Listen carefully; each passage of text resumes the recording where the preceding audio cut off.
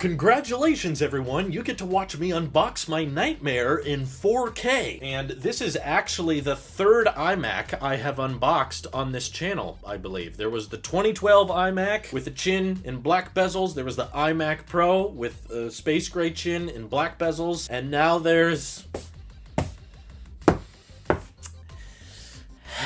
They've changed the packaging, though. I'm not used to it being this way. I don't know if I'm doing it right, but hey, I think I'm opening it from the back end.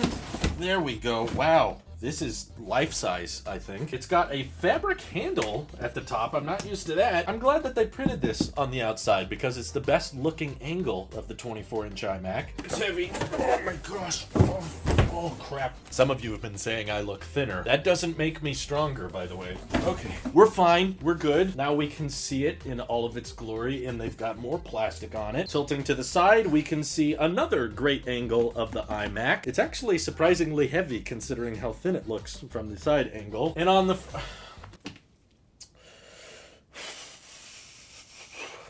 Why are there a bunch of markings on it? There's all these like shavings and stuff. Come on, Apple. This is not up to your standards. There we have what the front of this thing is supposed to look like.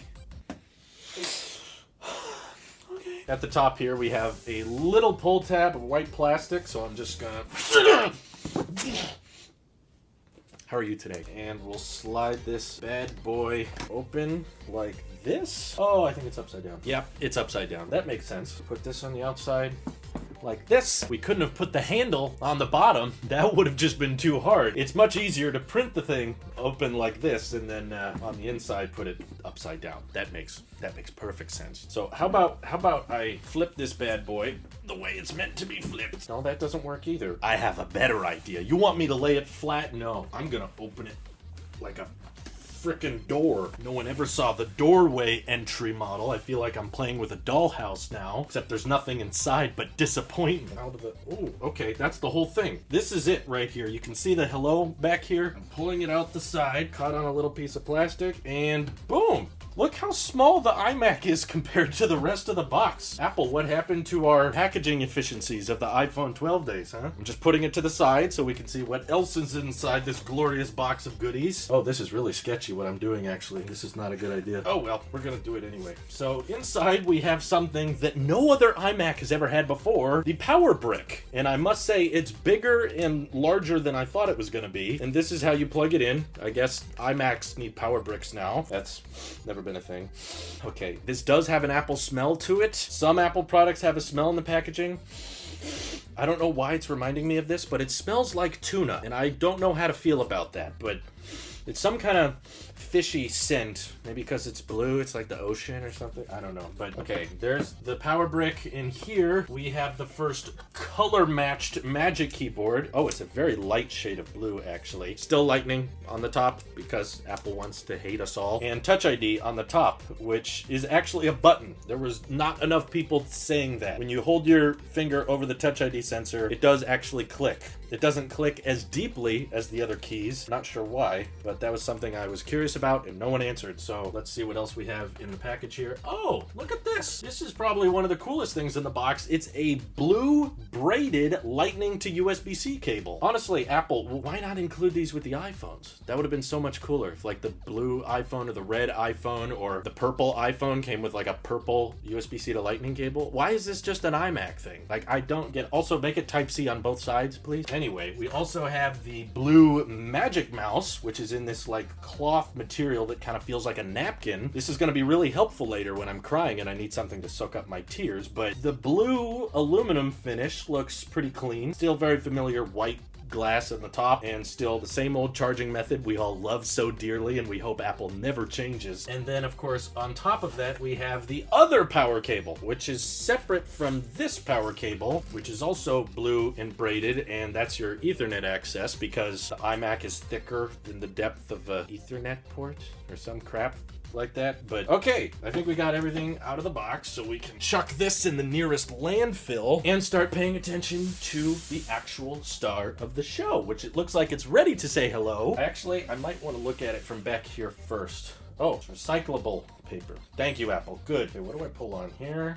pull on here. I feel like I'm changing a diaper. That's always the feeling you want when you're unboxing a $1,500 Apple product. Pull along the plastic here. There's a bit of adhesive, and we can see, oh, it's sticky down here. Pull it off like that. Oh, and behind the paper, there is more plastic.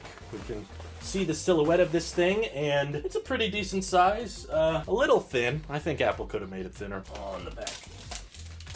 Okay, this is a tiny piece of plastic. Not sure what that covers. On the front, it actually does say hello because it's ready to greet you before you die. And I'll pull a bit of this plastic here off the edges. That's protecting the very glossy metal finish along the edges with that very deep blue paint. Uncovering the speaker grill at the bottom as well. Dang, went around the whole thing. Okay, this is getting more complicated than I thought. Oh, here we go. Here's the pull tab on the plastic back. Oh, did I break it? I didn't do it right. Okay, I'll try to peel this best I can.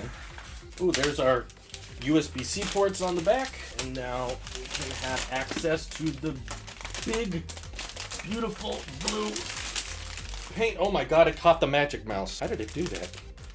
This is strong. All-in-ones, they're so simple. It's just, you take it out of the box, it starts working. You just gotta remember both power cables. Okay, so leave me alone. So this has a magnetic power cord in the back. Our power button is here.